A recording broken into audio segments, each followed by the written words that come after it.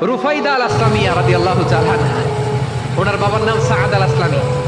ও বিশ্বনবী কি খেয়াল করলেন দেখেন, সাআদ ছিল মদিনার বড় ডাক্তার। এই নারী সাহাবী রুফাইদা বাবার কাছ থেকে চিকিৎসা বিদ্যা শিখেছেন। যখন শিখছে, বিশ্বনবী দেখলেন আমার তো প্রতি সপ্তাহে সপ্তাহে যুদ্ধে আহত সাহাবীদের সেবা দিবে কে?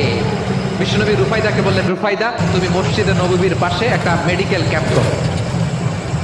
এই যে সাকিনা আদ্দিন মেডিকেলের আমার ছাত্রী বন্ধুরা, শুনে রাখো, তোমাদের আইকন হচ্ছে এই রুফাইদা আল আসলামিয়া।